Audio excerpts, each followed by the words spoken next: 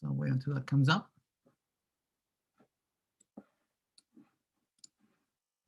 We can navigate to the canvas.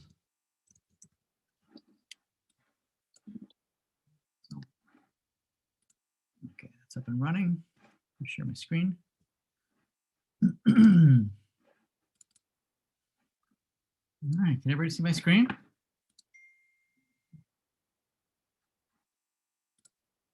Chat here, perfect. Okay. Here on the side. And let's just hide this for now. Okay. All right, excellent. Let's keep going. Let's a couple things. So yeah, so there's a quiz ongoing today, and same thing as tomorrow as well. And it will be available throughout tomorrow evening. The assignments went out on last Tuesday, right? You should all be working on the store procedures assignment, creating functions and store procedures and views and whatnot, which we went over last time. So next week, we're going to be focusing on the midterm. I'm going to put together a couple of questions from past exams, and I'm going to make them available later tonight or maybe over the weekend, so that you can look it over, and then when we meet on Tuesday, next class, you can come with questions and we can go over it together. I'm also going to also on Tuesday we will go over a list of things to focus on, other things that you can focus less on, and so just make sure that all the material that we're talking about will be on or not. And so that's next Tuesday. And then the midterm will be available next Friday, and it'll be available over the weekend for 72 hours. So definitely all the way Friday, all the day Saturday, and then Sunday again. And so you'll have a chance to take the exam. I believe I'll give you like 3 hours to take the exam. It'll be basically the same format as you've seen so far in all the quizzes. Lots of multiple choices, fill in the blanks. Many times they're just little puzzles that measure whether you understand SQL and the syntax, and it'll be open book just like all our quizzes have been. Obviously, you're meant to do this on your own, and same thing. It'll have several random versions of the same question, again to minimize or discourage folks from collaborating or from sharing answers amongst students. I mean, I can't stop you, but if you could, just make sure that your work represents your own effort. Yeah. So today we're gonna wrap up the programming the database. We'll actually we'll probably spill over till next week. We'll probably play around with it again, probably on Friday, right? Because Tuesday we're going to be reviewing for the exam. But I did want to wrap up a couple of things, finish up store procedures. We did skip over a little bit on the triggers, right? So I want to go over that, finish that up. I do want to introduce you to JDBC, although we will come back to it after the midterm in full force. We'll revisit JDBC quite a bit, but we'll talk about it in the context of object relational mapping, or ORMs. But perhaps today we'll get a chance to just introduce the topic, maybe do some demos and get you going with that. Okay, but basically it's in the same topic as what we've been covering all week, right? Which is programming the database, and most of the programming that we've done, right, has been within the database, right, where we use store procedures, functions, coded inside of SQL, inside of MySQL, inside of Workbench. But today we'll see if we have time. We'll introduce you for mechanisms where you can program the database as well, but outside of the database, right, without having to run inside of the server. Let's see. There's a question on the chat. It says, so we have an exam next Friday. Do we have a class on that day? Yes, we do have class that Friday. But it won't be, we won't have the exam during class, right? You can take the exam any time before class, right? It'll be available that Friday early morning, all throughout Friday, Saturday, Sunday, right? But so during class, we're not going to be doing the exam, right? We're going to be going through over material, more lectures, and so we switched over to exams being exclusively asynchronous, again because some folks could not make it to this lecture, and so we just want to give you as many chances as we can give you reasonably for you to be able to take it, depending on your circumstances and your particular challenges with the pandemic and being back home. How many questions? Yeah, it's the same format as the quiz. I would say about 30 questions, 30, 40 questions maybe, and you'll have about 3 hours to complete, to work on your own. Yeah, same format as the quiz. All right. Yeah. So let's wrap up where we left off. Okay. So we question here. Is W6 part of the tests? You mean store procedures?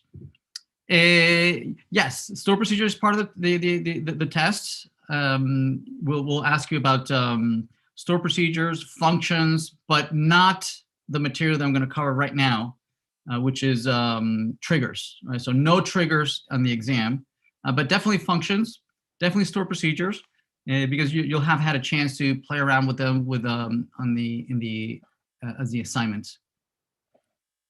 Yeah, so no triggers, but definitely functions, definitely store procedures, definitely views, groupings and things like that.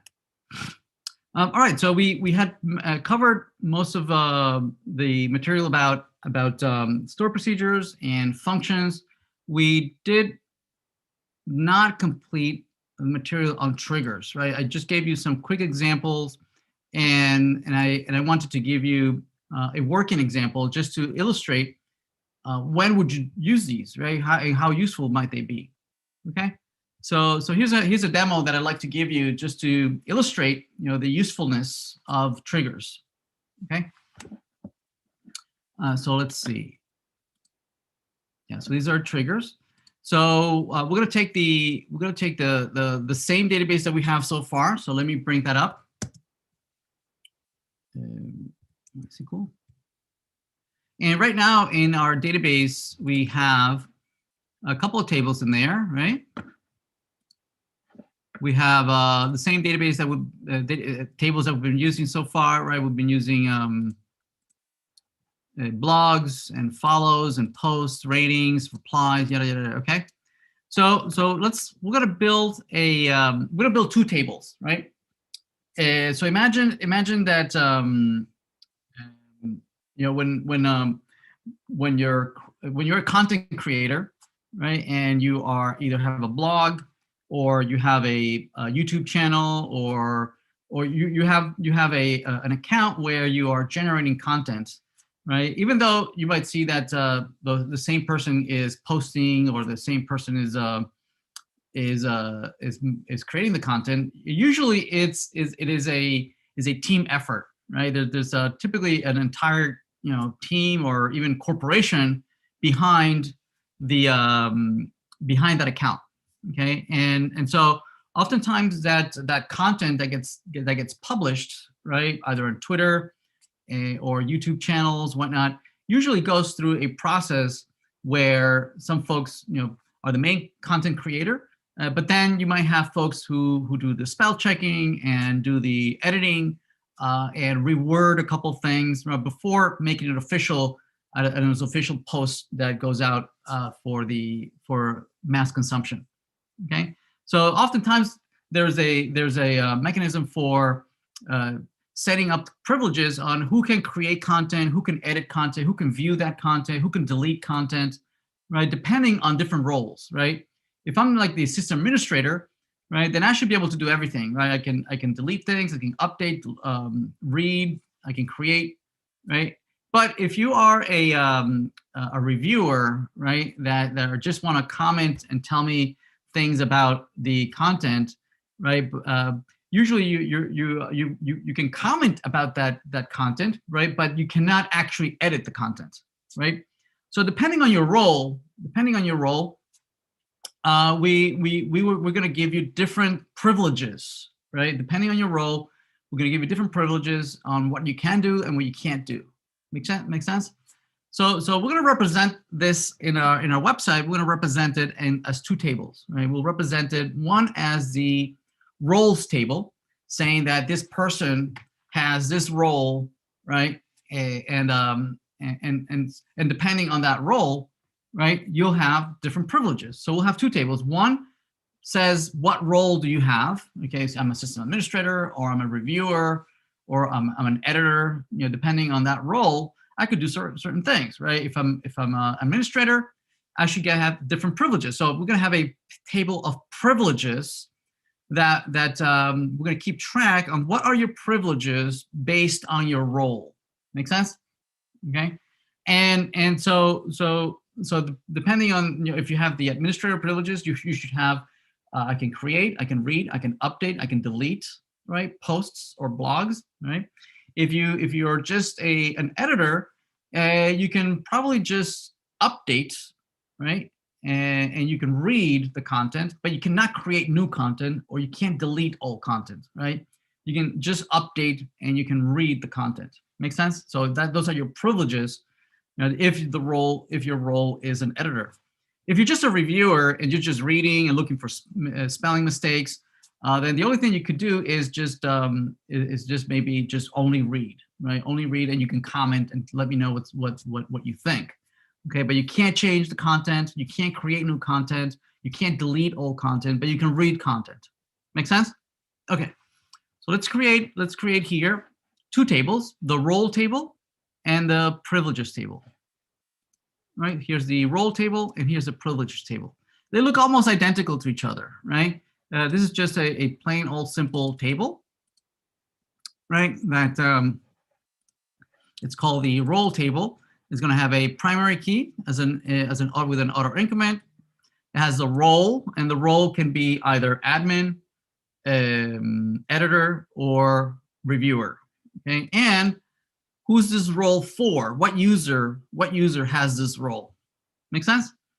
And we just have a couple foreign keys saying that user ID is a foreign key that references the users table.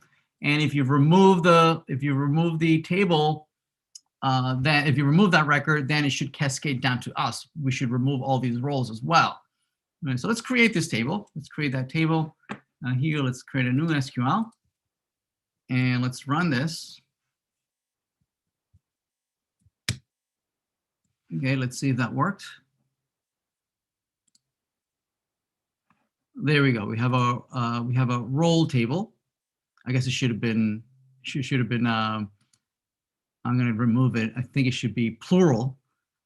All right, so let's drop that table. Let's drop the table. Say roles. I'll change it here as well. Roles. And the other one is privileges, plural. It's good practice to keep your tables plural. Okay, let's copy that. Let's run it again. And let's see. Roles, there we go. And right now it's empty, right? There's nothing, nobody has any roles. Nobody has any roles. So let's do the same thing now for the privileges. So let's go and copy the privileges. Let's paste that. And same thing, privileges says that this particular user has these particular privileges, right? And the privileges are whether you can create, read, update, or delete, okay? And depending on your role, you have these privileges. All right, so let's run this. Let's run that, and let's see if that worked. There they are. We have a brand new privileges table, and right now it's empty. There are no privileges. Nobody can do anything, okay?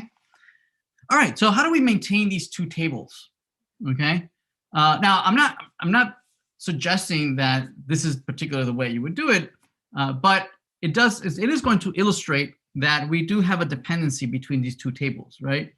If you have an admin role, then you should have 4 privileges, right? If you have an editor role, right, then you should have 2 privileges, right? Read and update. If you just have a reviewer role, then you just have 1 privilege. Make sense? So how do we create these dependencies? Also, if I take away your admin role, I should also remove those 4 privileges, should go away. So how do we create the dependency between these 2 tables? So there are a couple ways of doing it, but I want to illustrate how you would do it using triggers, okay? Using triggers. Let me show you. What we want to do, right? Here's the roles table. We're going to go alter. We're going to alter the table. And there's my definition of a table. Notice down below here, see this? This is triggers. See that? If you click on triggers, it says, right, that you can create triggers that are going to be triggered either before an insert, after an insert, before an update, after an update, before delete, or after delete, right? So what we want to do here is that if we see an insert, right? If we see an insert into the roles table, right? I want something to happen, right? What I want to do is that if I see that we are adding an admin role to the roles table, right? Then for a user, then I want to make sure that you have those 4 privileges in the privilege table. I mean, how would we do that manually? Well, let's see. There are no roles and no privileges. Say I have a users in the users, right? Let me look at the users. Say I want to give Alice the admin role, right? Then I would have to make an entry here, and it says, okay, well, Alice is ID number 1, and I want to make her an admin, right? And I say enter, and I do I say apply. There's my insert, okay? And now Alice, if I refresh, nothing changes in the user, but in the roles table, right? In the content of the roles, now Alice has an admin, right? But notice that the privileges stay the same, right? I would have to now by hand make sure that Alice, because she's an admin, oops, looks like the question on the chat. Let me see. It says, are cascades types of trigger, or are they completely different? They are completely different, but yes, they are a kind of a type of thing that happens, right, by listening when something else happens, right? You could say that cascade is a out of the box trigger. Yeah, you could say that, right? But it's not implemented with triggers. It's part of the underlying framework, right, of listening what happens with other things that update the other tables. Yes, yeah, they're kind of like a type of trigger, right? But here you can programmatically decide what you want to happen, right? So for instance, you could implement cascade deletes with triggers. Absolutely, you could implement all those cascade rules and stuff like that. You can implement it with triggers. Okay. All right. So because I made Alice an admin, then I need to make also Alice, right? Let's add here 6, right? So we need to make 4 entries into the privilege table, saying that Alice now she can create, she can read, she can update, and she can delete. Okay, and then I apply that, and that works. Make sense? All right, but I don't want to have to do this manually. Right? Instead, I want this to happen automatically. Right? Same thing, right? If I remove from the roles table this admin, I need to go back into the privilege table and I need to remove those 4 privileges, right? But I want this to happen automatically, right? I don't want to have to do this. I want to automate this. So how do I do that? Well, in the roles table, I can say, well, create a trigger on the roles table so that after there is an insert, see the plus sign over here? See that plus sign? I can create a new trigger. I can say plus, and it creates a default name for a trigger. There it is, right? And the naming convention that I mentioned earlier, right? Notice that it's roles after insert. Okay, after I insert in the roles table, what do I want to happen? What do I want to happen? Okay. right? So notice that it's defining a trigger, and the configuration is that this trigger runs after there's an insert on the roles table, and it's for each row. So if I insert many roles, then for each row that is inserted, this will execute, right? Okay. So what do I want to happen? Well, I want to ask myself that if the role that you're inserting is admin, then I want to also do inserts into the privileges table that I gave you: create, read, update, and delete privileges to that same user. Okay, so I need to know what the user that you used when you inserted into this roles table. Well, I can do that. I can just do that, right? I can go into the triggers here, right? And I can create on the plus sign, and here's my new trigger. Okay. And what I can do is create an if statement. I can say, well, I can either use an if statement. I can use the case when syntax that we saw earlier. It's like a switch case statement, but I'm going to use the if statement. And what we're going to do is that if new, see new, right? New is a keyword that in the trigger, it references the brand new record that was just inserted. Okay, right? I just inserted the record. I can take a look at the, I can look at the new record that was just inserted. I can take a look at the value of the role. All right, I can check to see, was it admin? Was it reviewer? What role did you just create, right? And so if this is true, I'm going to make 4 inserts, the same 4 inserts that I made manually. Well, now I'm automating it, right? I'm going to insert into the privileges table, okay? Current blah blah blah. Let me make sure on roles. Okay, if you want to use this code, I just want to make sure roles plural, privileges plural, roles table. Very good. And I'm going to insert into the privileges table. I'm going to insert. Oops, sorry. I'm going to insert records that are going to have null for the ID. So because we have auto increment, the create, right? And then I'm going to use the same user ID. I'm going to apply this privilege to the same user that you just apply the role to. Okay, so let me copy this. Let me copy this, and I'm going to paste it right here. See that? Right?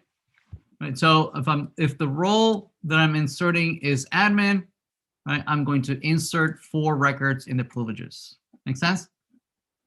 There's a question in the chat.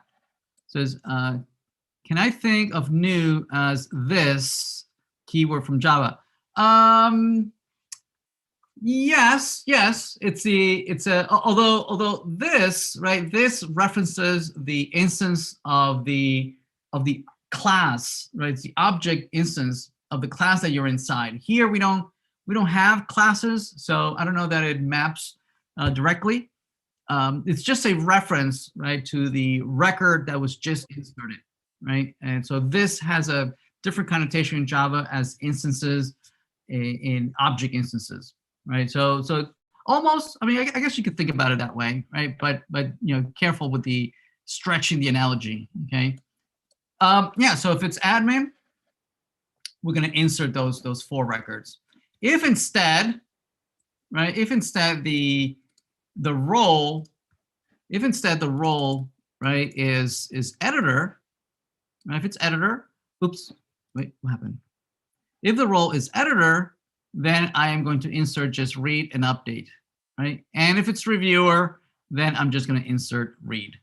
Okay, so let me copy those 2, and I'm going to put them down here. Okay, obviously you could have written this with maybe a little more elegant, using the switch, you know, the case when. That might have made this code look a little prettier, but this is good enough. I think this makes it a little bit easier to read.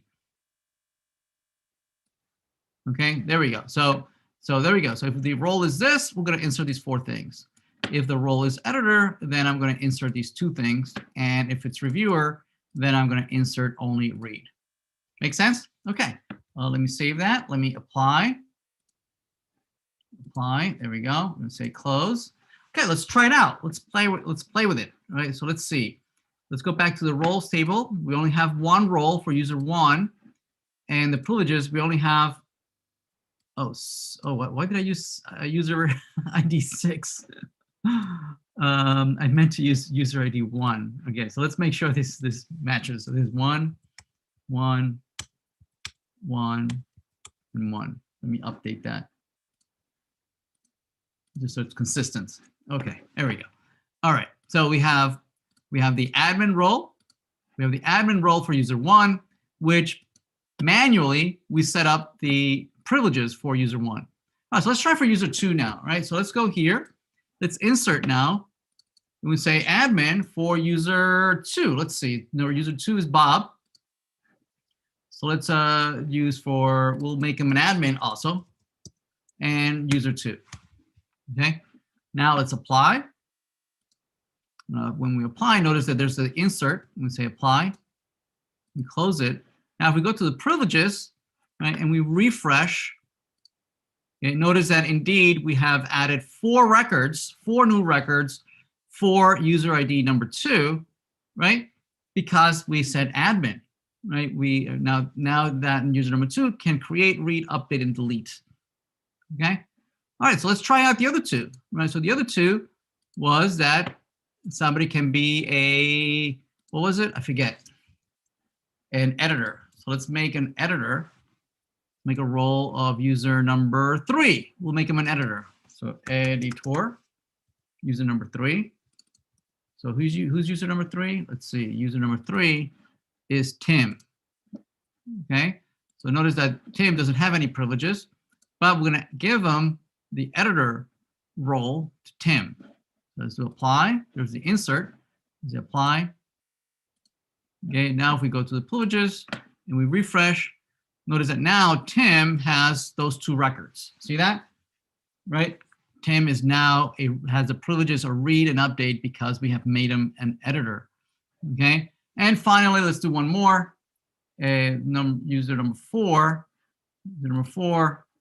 He's dangerous in Twitter, so we're only going to give him read-only roles. So he's a reviewer.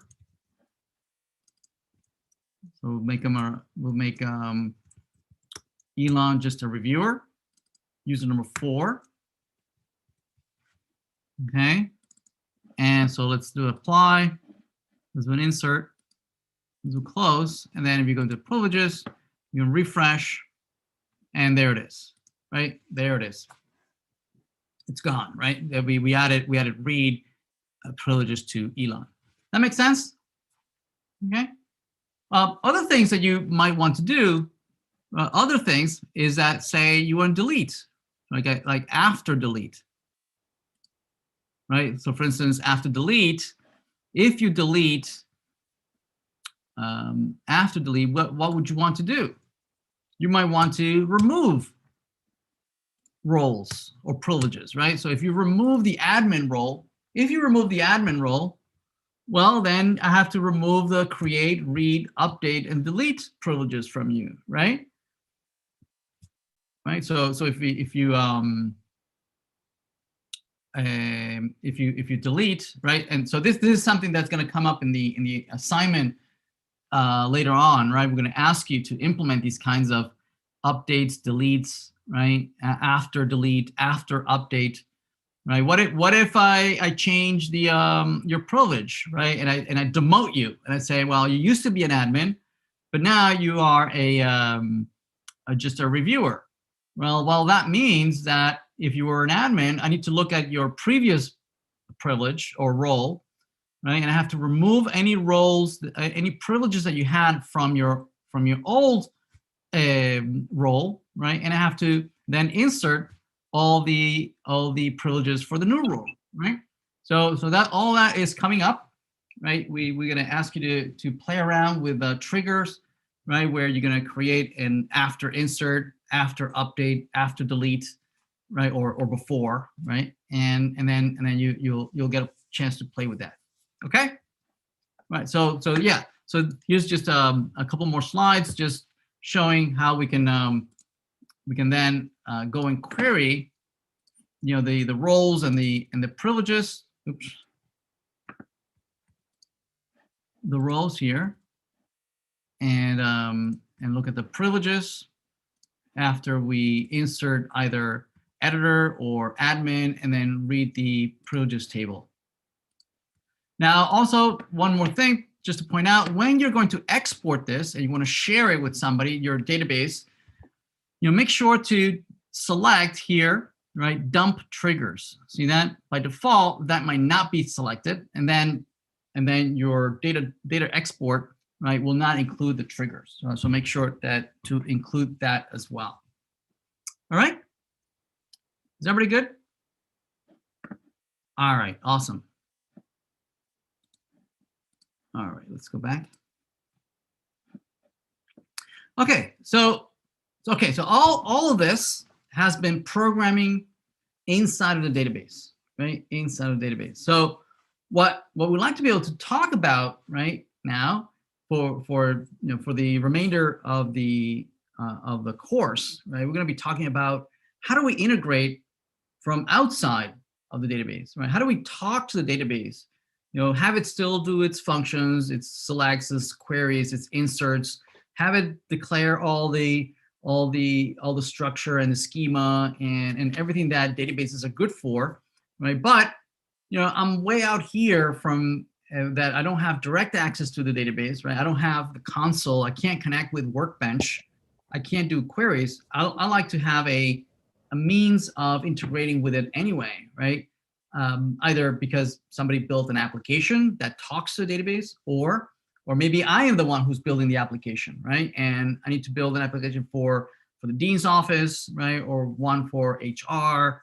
And so I need to connect to a database, integrate with it programmatically. I need to query it and then create some user interface for folks to be able to interact with it. So we're going to introduce this new technology. We call it using JDBC. Now, so JDBC stands for Java Database Connectivity, okay? Now, we could have chosen any language really, right? We could have chosen Python or C# or no, there's any number of languages out there. And we just happen to be using Java. As I'm told, you're also using Java for other related courses in OOND and courses that you take before this course, or maybe at the same time, I'm not sure.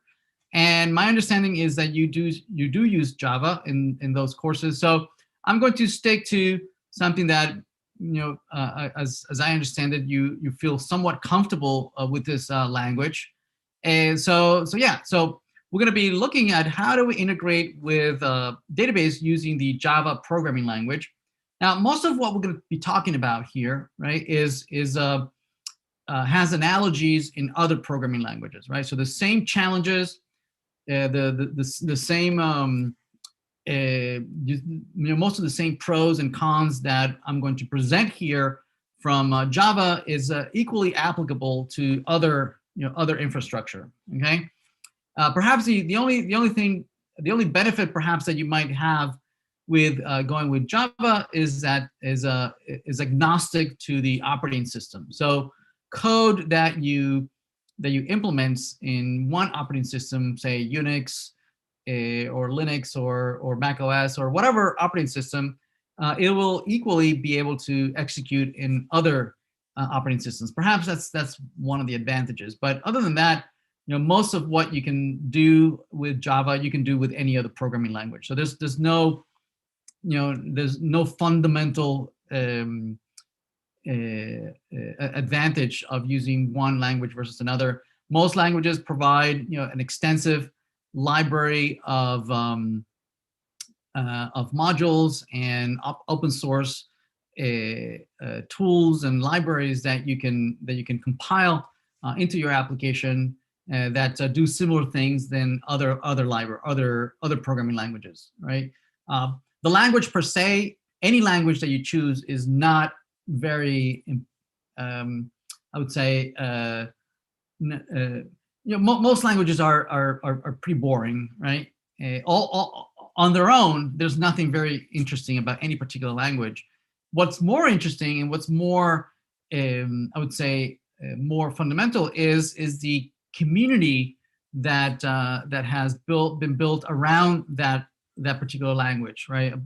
All the infrastructure, all the tools are available, all the open source, and how active the community is in developing for that particular language, right? So that's really what drives the success of a specific framework or infrastructure that you might choose one or another. Okay, so yeah, Java has been around for quite a bit. They have a pretty big active community, and any library that you could consider anywhere else, you probably have an analogous library here on Java as well, and vice versa. Anything that you can find here in Java, I'm sure you can find it for other analogous languages out there. Okay, so yeah, so we're gonna be talking about communicating with the database using Java database connectivity, but a lot of the same thing is applicable to other languages. It's actually, JDBC is based off of another library, right, called ODBC, Object Database Connectivity, that was out, by Microsoft, right? So a lot of the same ideas and infrastructure and API that library had, right? They were ported to JDBC, but that's way back in the past. So yeah, so right, so we're going to play around with the database that we have so far. These slides walk you through implementing a couple of tables and setting up users. We already have all that, so I'm going to skip over that part, right? This is just walks you through creating a database, creating a schema, creating a brand new database, creating some tables, inserting a couple things into that table, and then creating, inserting a couple of user objects. We already have all that. We also have a couple of users that we created early on in the semester. So you could skip over these slides. Okay, so let's start here. Okay, so we're going to create a Java project. I'm going to do it with IntelliJ. You could certainly do this as well with any other IDE that you prefer. Although IntelliJ, really is it's like a one-stop shop where you can do pretty much everything that you need, right? It works, very nicely with Node.js, which we'll need a little later. It has a data browser that allows you to connect to a database and take a look at the tables and the content. So it's kind of like, it has everything you need. All right, so we're going to be using IntelliJ. Let me see. So here's IntelliJ, and I'm going to create a brand new project. And this is going to be a Java project. And so these slides walk you through creating the Java project. Okay, so you say Java, next, you give it a name, right? So I'm going to say next. And so I'm going to call it,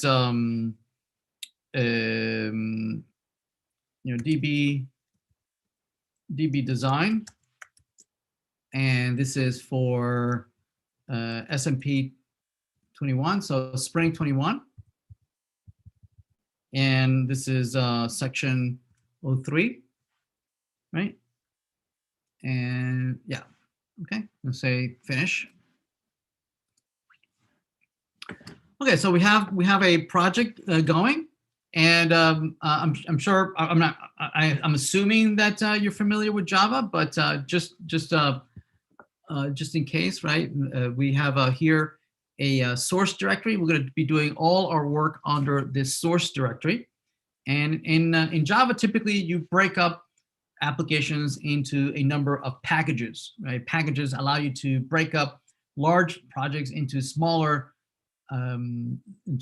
pieces, right, with different namespaces, so that you can put in, everything that has to do with the database under one package, everything that has to do with the user interface in another package, and things like that, right?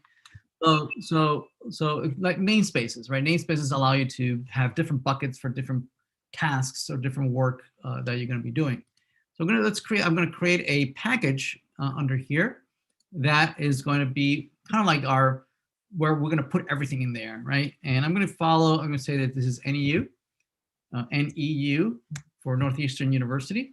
And this is going to be DB design, right? And it's going to be, say, spring, okay, and the spring semester. All right, excellent. So let's say, okay. Oh, and we're going to be playing around with JDBC. So I'm going to put JDBC also here. JDBC, there we go. Right. So in here, I can create the entry point of my application by creating a brand new class. And this will be kind of like my main class. This is going to be like my entry point to the rest of the application, right? And for now, we can just say hello, right? So let's create a single executable function, right? So that will be public static void main, and we have the arguments. So this is args. So this is the classical hello world example that that you're asked to implement in any programming language, right? So he might do something like system.out.println, and we'll say hello world. Okay. All right. So let's run this. So you can right click and say that you want to execute this. And when you execute this, it will also create, it will run it down below in the console. There it is. There's my hello world. Perfect.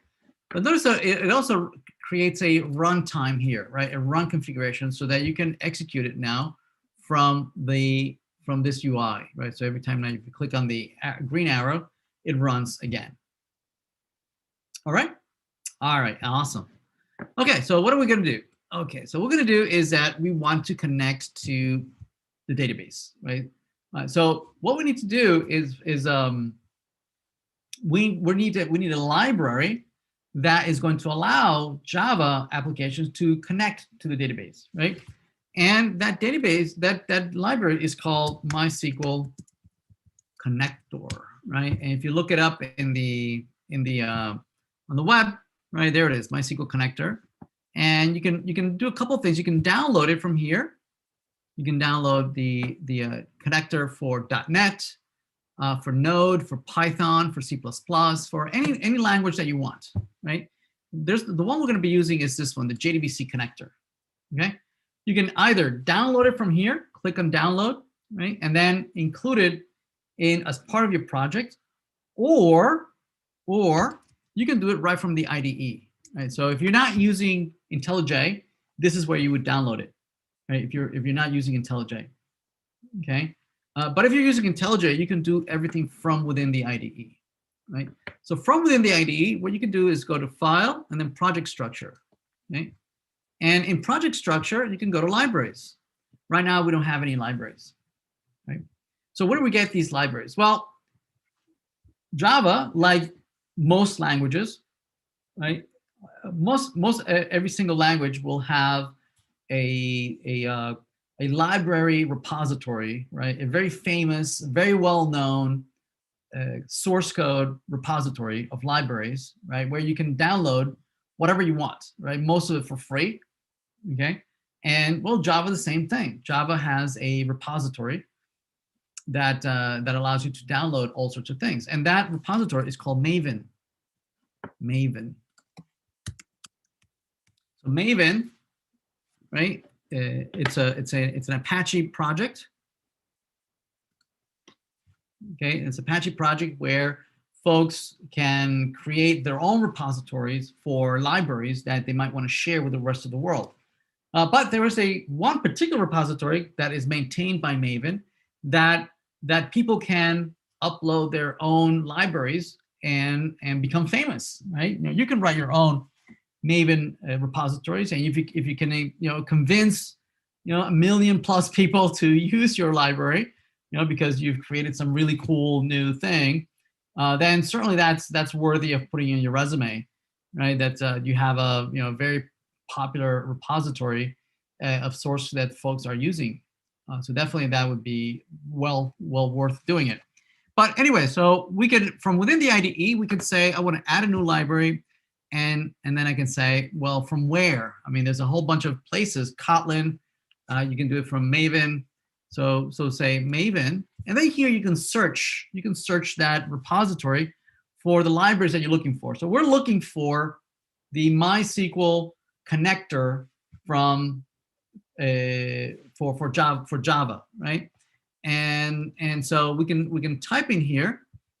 The name is the actual name is MySQL MySQL dash connector Java, right? So let's type that in the search box. So MySQL MySQL connector Java. So let's give it a minute, right? Notice that it's spinning, right? It's spinning and looking for this, right? Looking for the millions, well, not millions, hundreds of thousands of libraries that people have uploaded, including MySQL. MySQL uploaded their libraries there, and so that you can download it and include it as part of our project. Let me see if I spelled it right. MySQL MySQL dash connector dash Java. MySQL there it is. It found it. Okay, looks like they have a newer version, .23, right? When I wrote these slides, the latest one was .21, right? So I'm going to just grab the latest one, .23. I'm going to say OK. Okay, and then it's going to ask me, where do I want to install this? What project do I want to install it? I'm going to choose the project that we created. We'll say OK. And then just say OK. All right, great. So now the library has been downloaded. It's now part of my project. So now I can write code that is based on that new library that I just downloaded, right? And that library that is provided by MySQL, right? That allows us to talk to the MySQL database. All right. Okay. All right. So there we go. So we did that. All right. Great. Okay. All right. So how do we talk to a database? How do we connect to a database? So first of all, let's create. We created a package.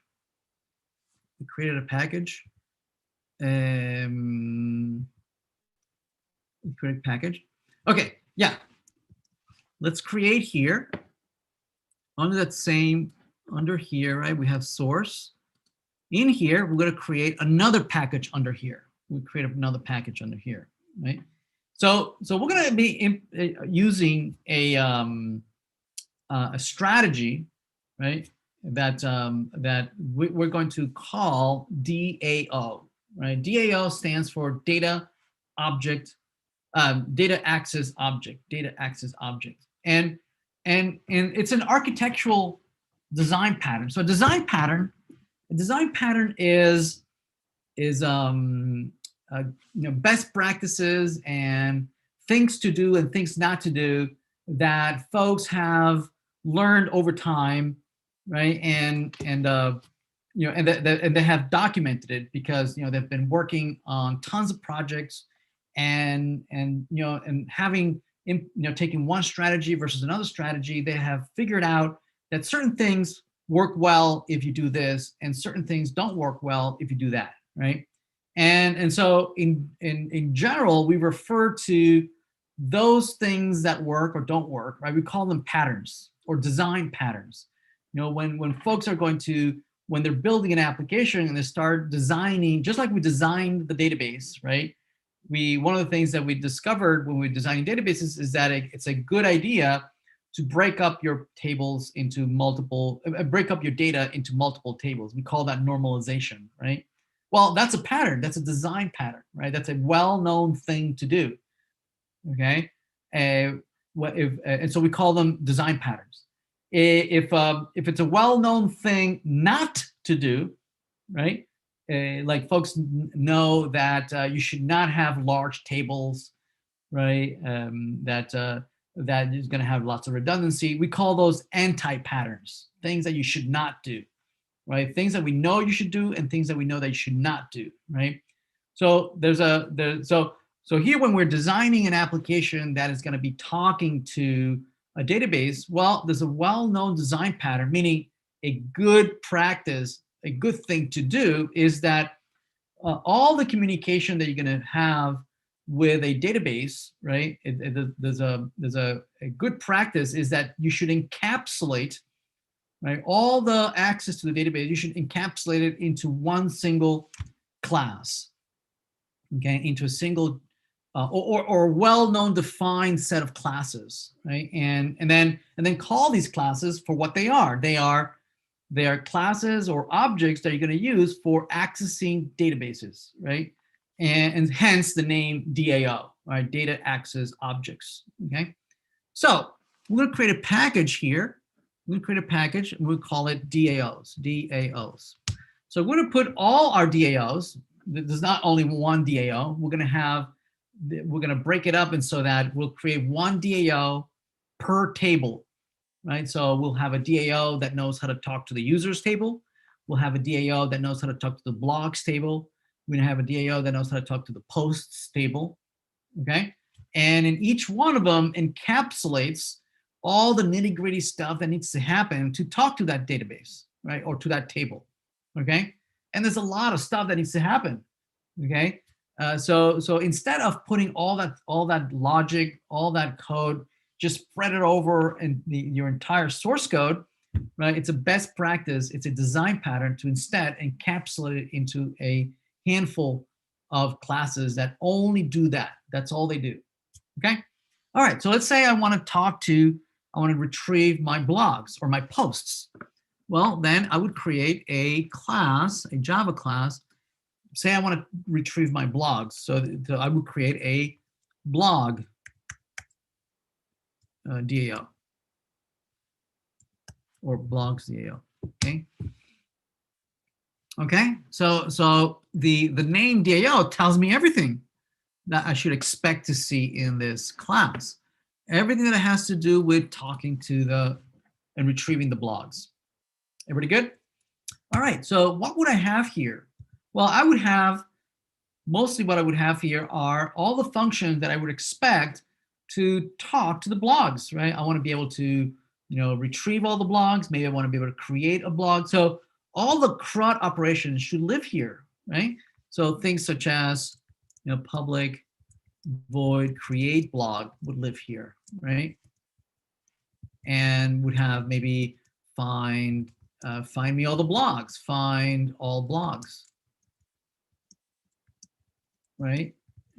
Maybe I would have things find a blog or find blog by ID. Notice it's the same functions, that we created. It's the same store procedures that we created earlier for the assignment that you're working with, right? But those store procedures existed inside of the database, whereas these, right, live outside of the database, right? I want to be able to kind of do the same thing, but outside of the database as opposed to running it inside of the code, right? What else would I have here? I would have something like public, update blog, right? I would have a delete blog as well, right? Delete blog. Okay. So how do we implement these guys, right? So let's implement just one of them. Let's implement this simple one. Just find all blogs. So how do we do that?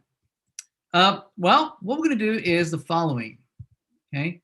We're going to make this an executable so that we can run it, so we can try it out right from this right from this code. So let's create this, create its own static public static void main, so we can run this standalone, right? Right, with its own string array arguments, right? And so here we're just going to say, just make sure that we can run this. And so welcome to blogs DAO. Okay. Oops. Let's run this guy. Make sure that we are in the right place. So run.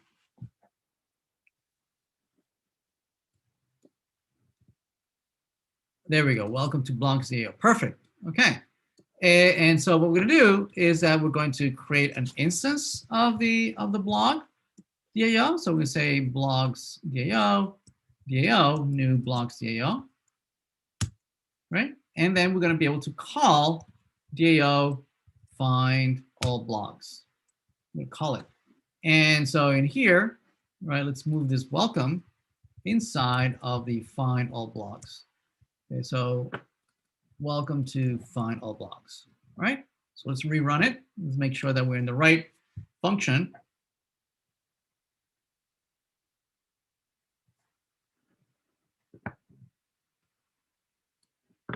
There we go. Okay, so we're in the right function. Right? We don't call them functions, we call them methods. Right? So how do we do this? How do we find all blogs?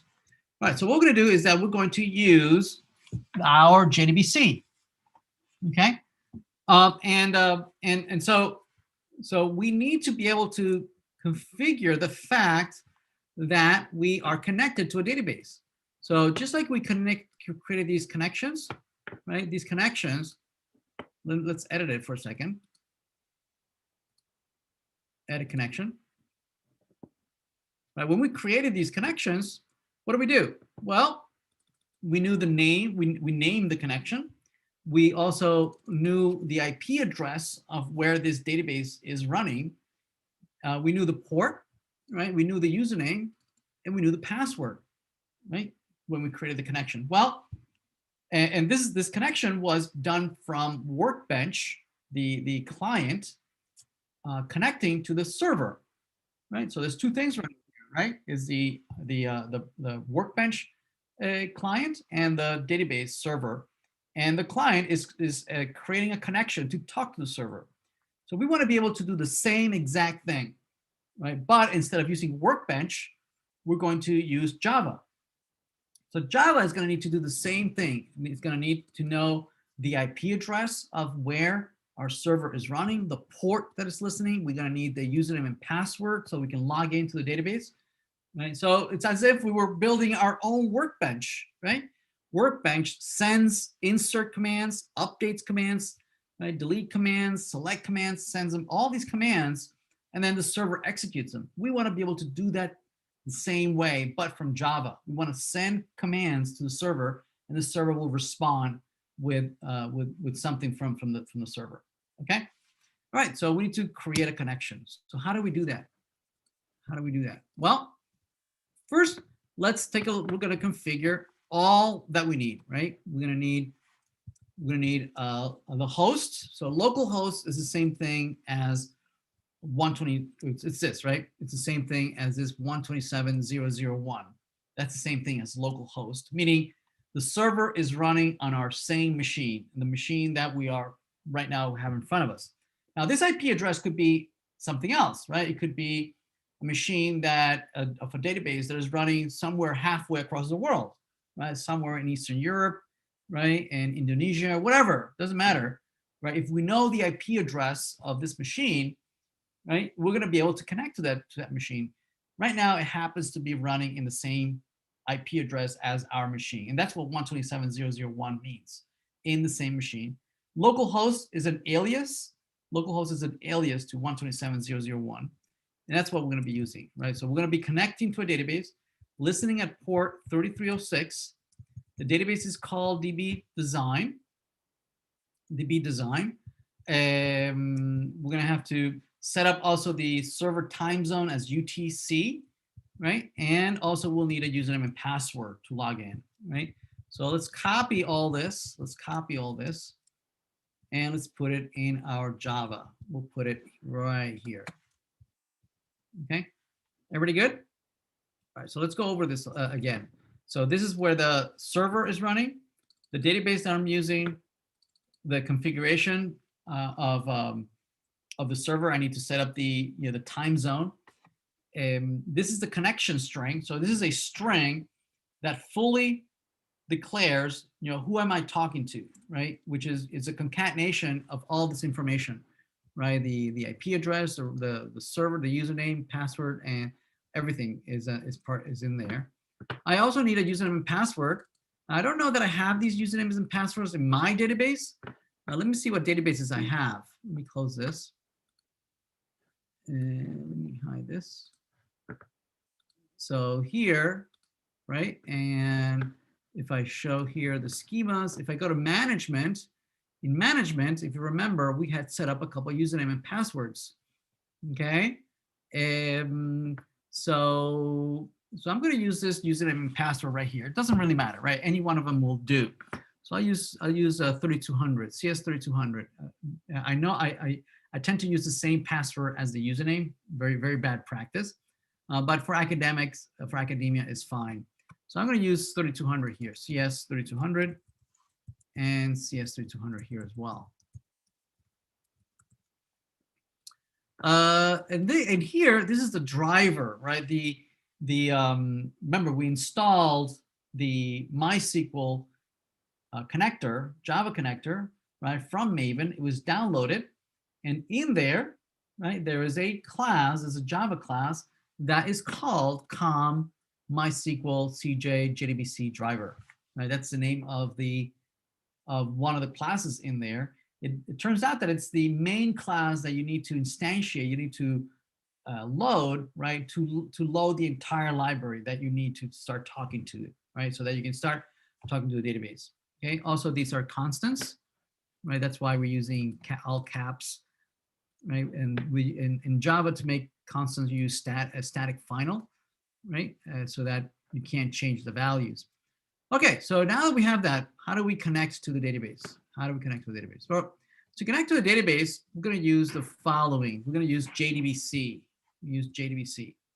So JDBC declares about 4 or 5 main classes or interfaces, Java interfaces, that allow you to do most everything you need to do, right? So we're going to be talking just a few handful of Java interfaces, right?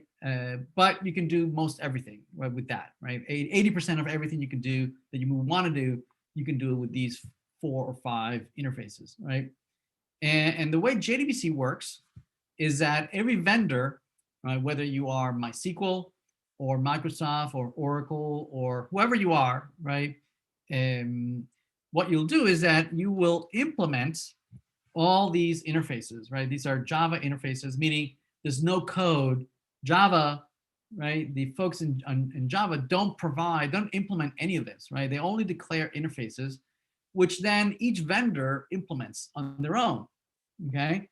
Using their own classes, okay? And so we're going to learn about the JDBC API. And as long as you stick to the API, the JDBC API, using the connection interface, the statement interface, right? It doesn't matter which vendor you're using, right? Whether you have MySQL or SQL Server or Oracle. And that's the beauty of using a Java solution, right? That you can easily migrate from one vendor to the next, right? With very minimal effect on your source code, right?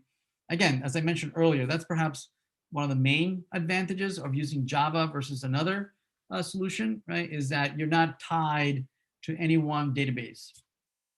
Okay, so let's do that. So let's, I'm gonna grab this, the connection, okay? And so I'm gonna do this inside of my find all blogs. So I'm gonna go right here. So connection, there it is. Now it's complaining, it says, what connection, what statement, which one is that, right? So if you do those two, if you say here, right, it'll say, do you want to import it?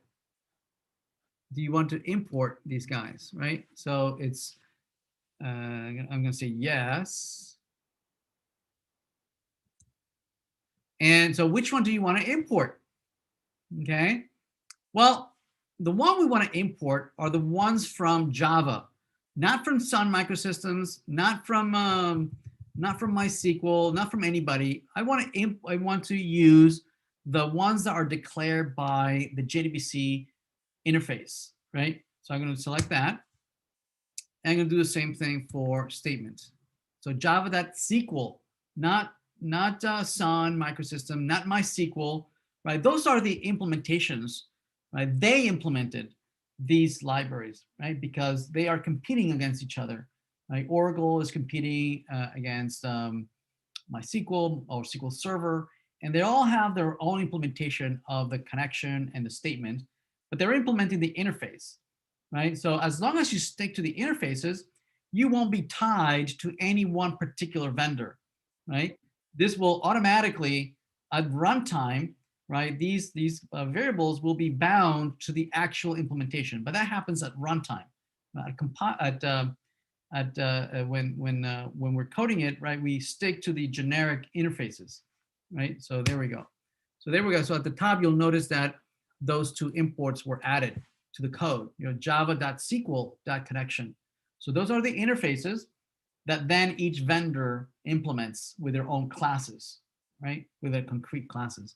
So we're going to stick to the interfaces so that we're not tied to any vendor. Okay. So next thing we're going to do is that, although I just told you we don't want to tie ourselves to any vendor, I'm about to write a piece of code that actually ties us to the particular vendor. We're going to say, hey, you know that driver, this driver? I want to load that driver. I want to load it at runtime. I'm going to say class.forName, meaning look up the following class at runtime. And it's the JDBC driver. There it is, JDBC driver. Okay, so that's going to look up that class and try to find it, right? In all the libraries that we've loaded, it's going to look it up, it's going to find it, and it's going to instantiate it and going to add it to the memory. Now, notice that it's complaining. It's saying that this might throw an exception. If you hover, it says on handle exception. What do you want to do? Right? What do you want me to do? So what we're going to do is that if you do a shift command or shift option, right? You can tell it. Oh, well, you can either throw the exception, right? I think that's the easiest. Let's do that. That's the easiest thing to do. Right? We could have put it inside of a try catch block, but I'll leave that to later, right? Because that otherwise it's just going to litter the code quite a bit, right? So throwing it's just fine. Okay, now so we've done the for name, so we've loaded the driver. Okay, so now MySQL is up and running. It's ready to start talking, right? It's ready to create a connection. So let's create a connection. We say connection. We're going to say equal, right? So driver manager. So driver manager, when we load this, okay, the driver for MySQL, and any driver, right? Whether it's SQL Server or Oracle, what the driver does is that it creates an instance in memory of a driver manager, right? Driver manager is a static class instance, right? That allows us to grab a connection from the database, right? So you can say, driver manager dot get connection, right? And here you can pass in things such as username and password, so I can log in when I try to connect to the database, right? So let's add the username, user. There we go, user, and password. There we go. All right, so both of them CS3200. Okay, why is it complaining? Pass, wrong, second argument, required string. Username and password.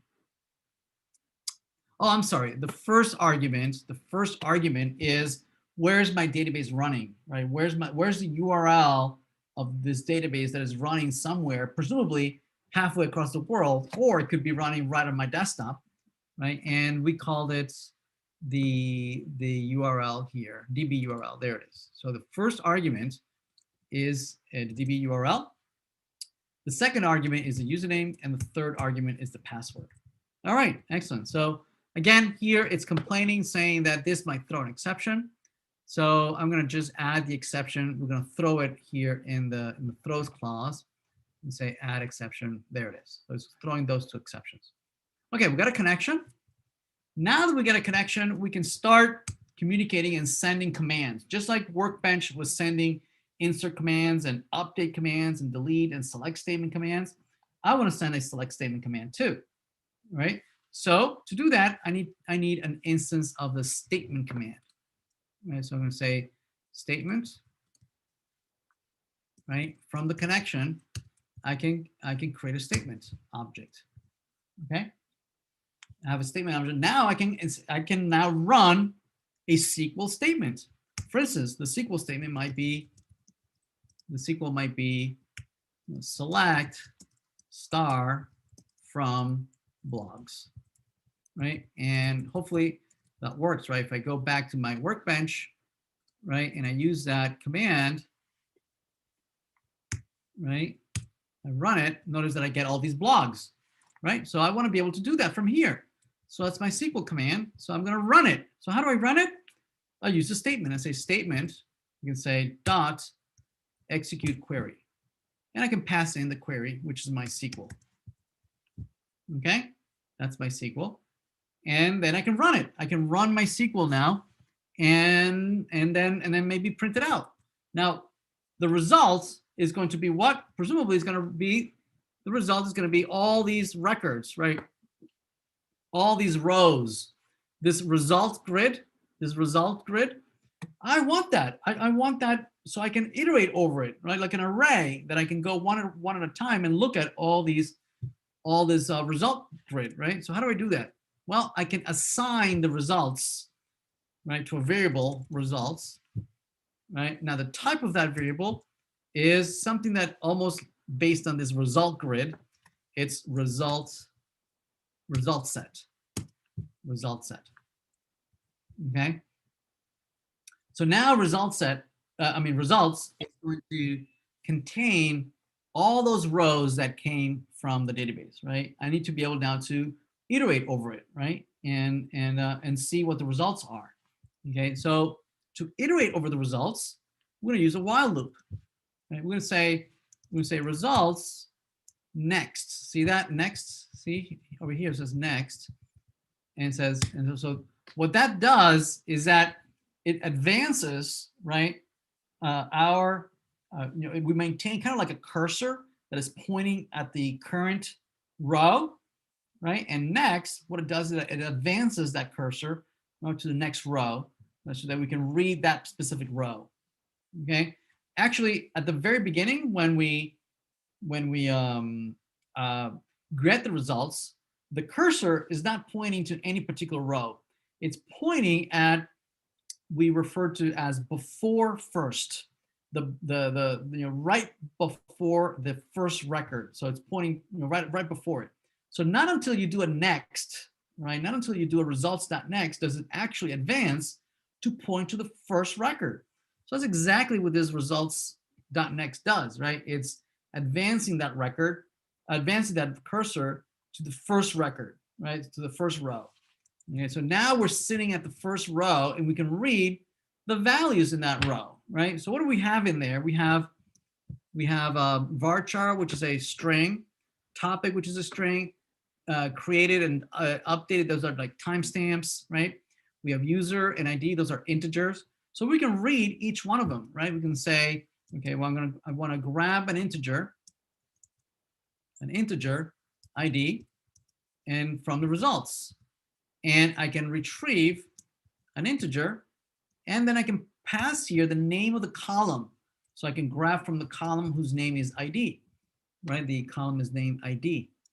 And then I can retrieve also the name. Oops, I can retrieve the name of the blog from the results. I can say get string, right, from a column called name.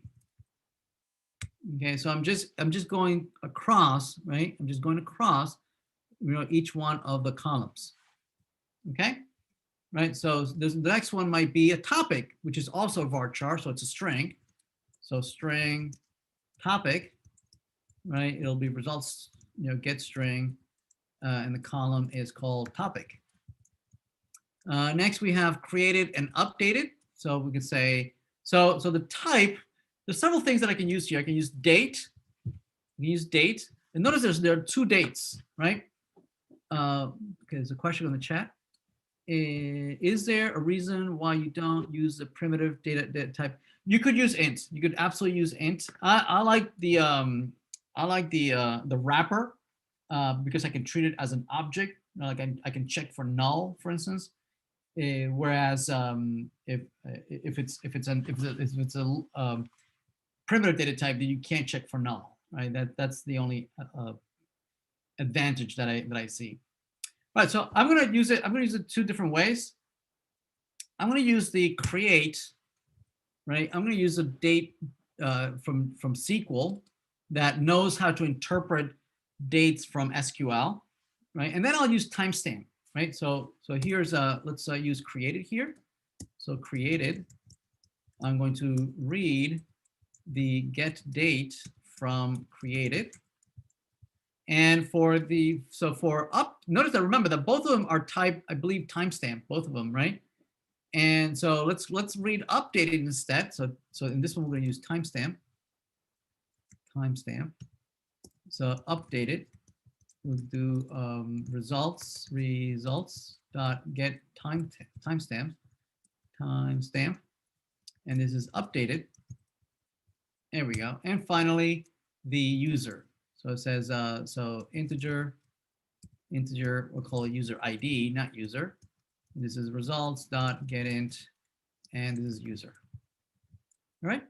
And finally, we can just print this out. We can say, you know, system dot out dot println, and in here we'll print out each one of these, right? So we'll do ID, name, topic, created, updated, and user ID. Okay, and apparently it doesn't. I guess println doesn't like all these, right? So let's. I guess you need to have one individually. So this, we'll do ID here. Maybe the name.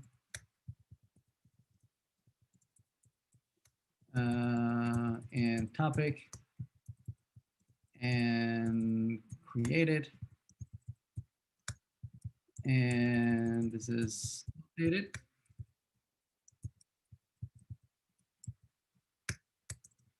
Updated. And finally, we'll do the ID. There we go. All right, so let's run it. Let's run this. Let's see, is it complaining about something? Do I have an error somewhere? Oh, find all blogs. Find all blogs.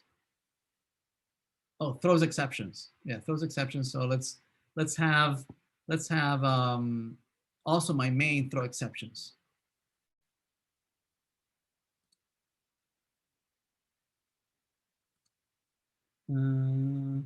Add exception to method signature. I think I did, didn't I? What?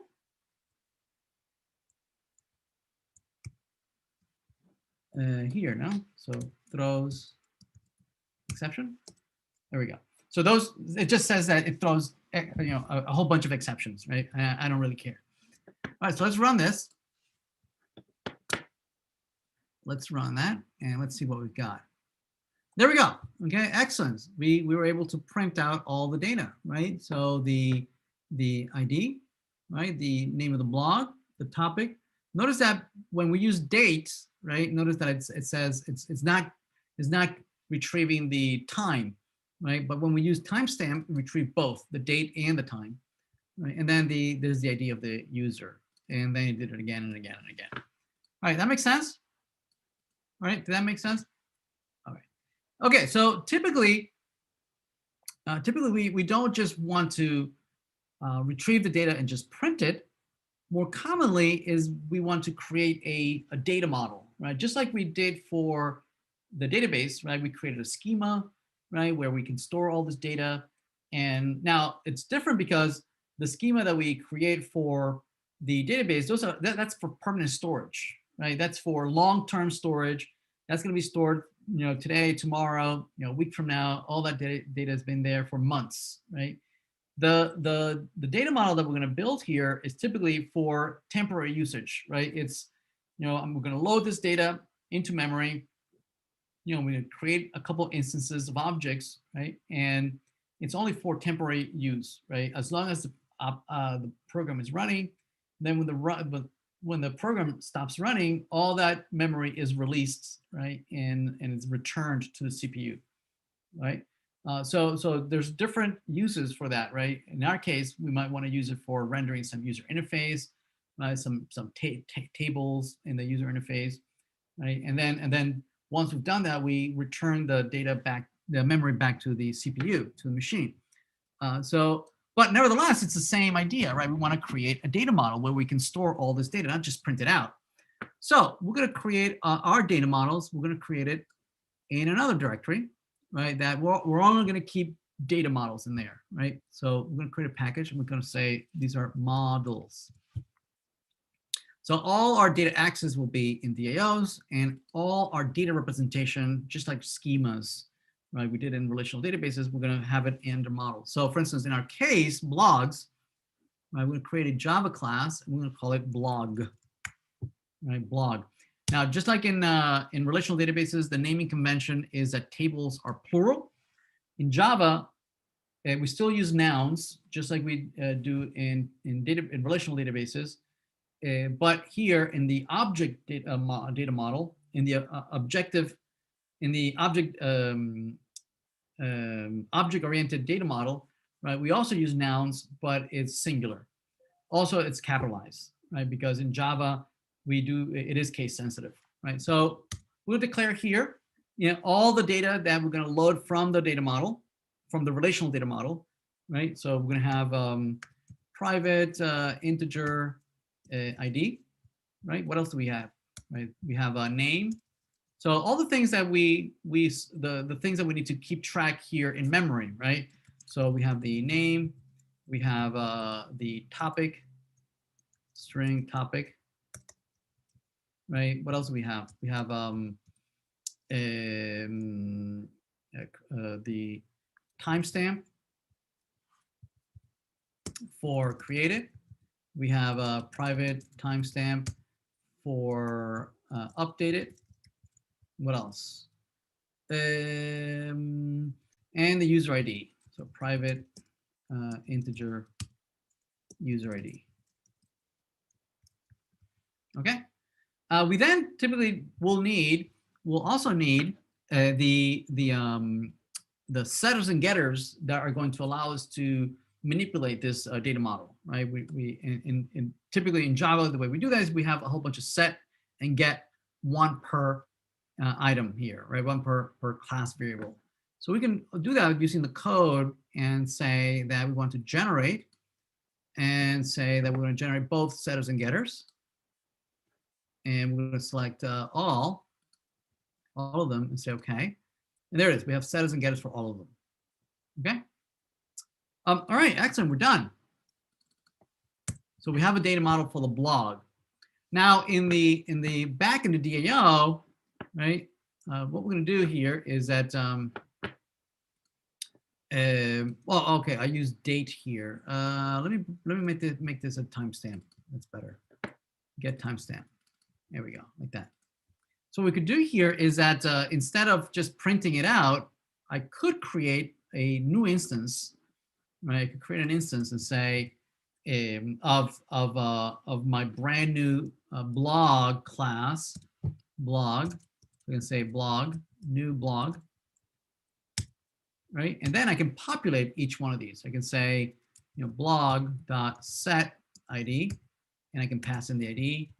I can say blog.set name and pass it the name, and say blog.topic, and I can pass in the topic. And why is the name complaining? Name is a string. Oh, set name, sorry, set name. Set and set, there you go. Okay.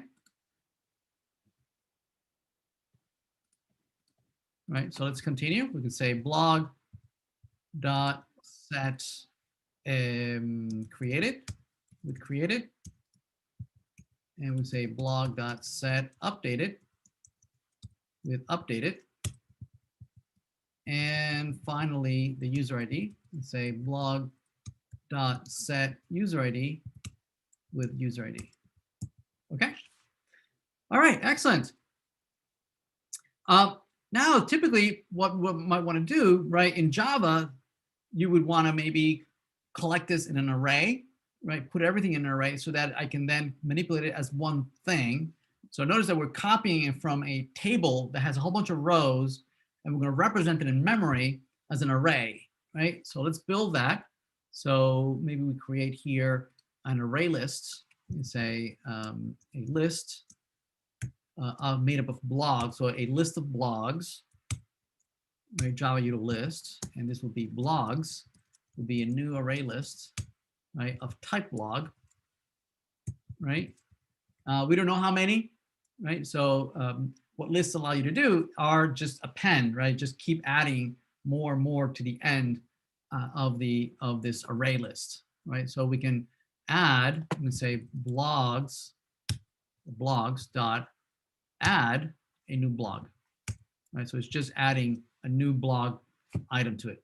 Once we have this, we could then maybe just return this, right? So instead of this find all blogs returning void, we can make this much more interesting and say, well, this returns an array of blogs or a list of blogs, right? And then this can say, I can return, right, the blogs. See that? And now this find all blogs, the find all blogs is much more useful since I can now receive, right, a list of blogs, right, blogs, and then I can iterate over the blogs just to print them out, right? If I want to just print them out, so I can say for blog in blogs, right? That allows me to iterate over each one and then print out system.out.println. I can print out the blog, right? Out and print it out. Let's see, let's run it. Let's see if it blows up. Let's see what it prints out. Okay, notice that it's printing an address, right? The memory space where each one of those object blogs lives in the CPU. Right? To make this a little more interesting, what we can do is that in the blog class, we can override, right? We can override a function that we inherit from our common ancestor, the object class. Everybody inherits from the object class, right? And there's a function in there that is the function that is used to print out an object, right? So me as an object, an instance of blog, right? The default behavior is to print the address in memory of where I am, and that's the memory space of where each blog lives. Well, we can override the function.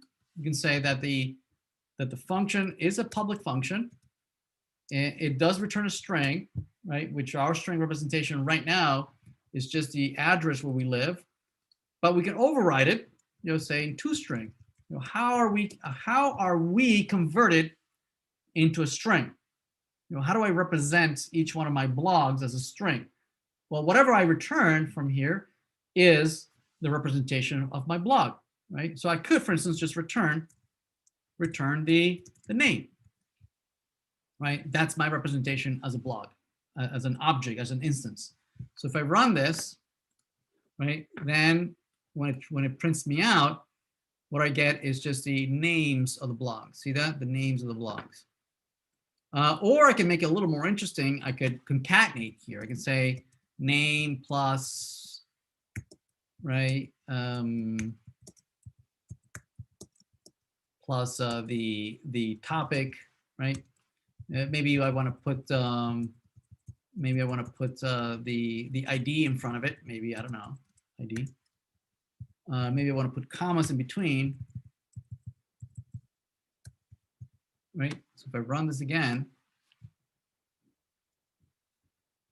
right, you notice that it prints out the IDs, you know, the name, and then the topic. And I can represent it any way, which I want. Maybe I want to put tabs in here, you know, tab, so that they're all tabular, so that, you know, they're all equally spaced across.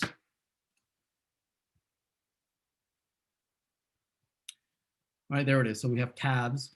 Or as we'll see later, in about 2 weeks, you know, we'll want to display this in some kind of user interface, right? So that folks can actually see the content of the database, maybe issue a command to delete a record or update a record, right?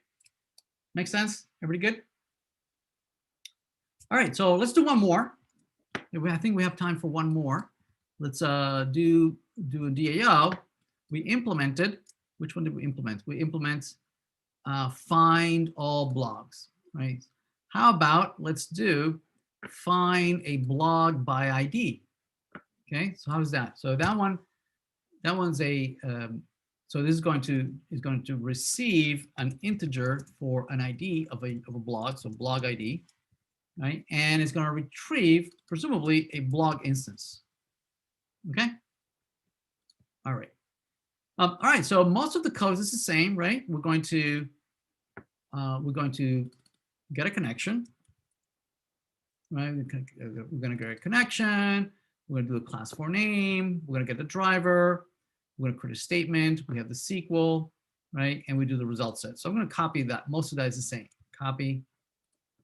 And we're going to say paste here. Okay. And also the blog that I'm going to bring back, I'm going to initialize it, blog, as null. Right, so that's the blog that I'm going to retrieve. And by default, I'm just going to return the blog. Return the blog. So if I didn't find the blog, by default, I'm just going to return null. But if I did find the blog, I'm going to populate it, and I'm going to give it back to you. Okay? All right, so I need to do a here. Oh, so before we had we threw an exception, right? The proper thing to do, actually, is to instead surround this with a try catch. Surround it with a try catch. That's the proper thing to do. But it adds more code, right? And I'll show you. So look at this, right? So I can do that, and basically it took my code and it wrapped it inside of a try catch. Right, that allows me to handle the error, the individual error. Okay, all right, but I'm going to move this whole code in there. There we go. Now each one of these throws its own exception. Get connection also throws an exception. So it tells me, what do you want to do? Do you want to surround it with its own, with its own catch, or maybe you want to add to the existing catch? You want to add another exception handler, right? So we're going to do the second one. We're going to add class, there it is, to SQL not found. See that? We added right there, and now everything goes away. So this is the proper thing to do, not like we did earlier that we just threw exceptions, right? That's the lazy thing to do, right? The correct thing is that you wrap it inside of a try catch and you handle it, right? Oh, I wasn't able to connect. Well, what do you do if you can't connect? Well, you should let the user know that somehow, for some reason, you can't connect. All right, whatever. Okay, so we got now the query is select star from blogs, but now I don't want all of them. I want a specific blog, right? So this will be where the ID is equal to blog ID. See that? Right? So we're going to execute that, and the result set is going to return a single blog, just one. Right? So it makes no sense to do a while loop. Right? It makes no sense. I mean, I guess we could do a while loop. We're just going to loop once, right? But instead, right, I want to point out how to handle a single result. So instead of a while loop, we're going to do an if statement. Right, we're going to say if results next. Okay. So what this says is that, remember, the .next advances the cursor to the first row, right? So, and if there is a row, then this results returns true, meaning yes, there is one more row to consume, right? If this instead had come back as empty, there is no blog with ID 123 or something, whatever, right? This .next would have returned false, right? And then we would not have a record to read, right? So, but if this returns true, we can then read each one of the items. So let's do that. I'm gonna read each one of these. There it is. I'm just gonna copy this, right? And there it is, okay? And I'm gonna initialize my blog as new blog, and I'm gonna populate all the values. And eventually it'll just return that blog. Let's see, there's a question in the chat. So .next mutates the cursor position and returns a Boolean if the cursor moves. Exactly. Yep, exactly. So .next moves the cursor and it returns true if there was a new record to move to, or false if there are no more, right? So if there's a whole bunch of records, it'll return true, true, true, true, true until the very last one, right? It advances to after last and says, ah, there are no more. It returns false, right? And you stop the loop. Yep. Okay, so there it is. So I return blog. And so let's try it out, right? Let's try it out. So instead of returning all the blogs, let's just return one blog. So it says DAO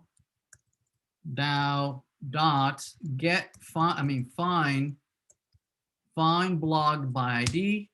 Let's see, which blog do we want to retrieve? Let's retrieve SpaceX, right? My favorite one. So ID 3, we'll say 3. And this is the blog, the SpaceX blog. And we're going to print it out. We'll say system.out.println SpaceX. Okay, let's try it out. Let's run it.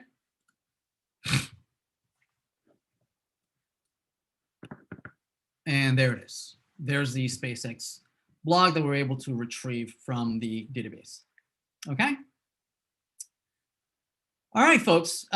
Yeah, so this is all I have for you. Again, next week, we're going to be focusing mostly on the midterm, preparing for that later on Friday. And depending how we're doing with that preparation, on Friday, we will continue discussing database access using JDBC, and perhaps we'll introduce more advanced topics depending how we're doing next Friday.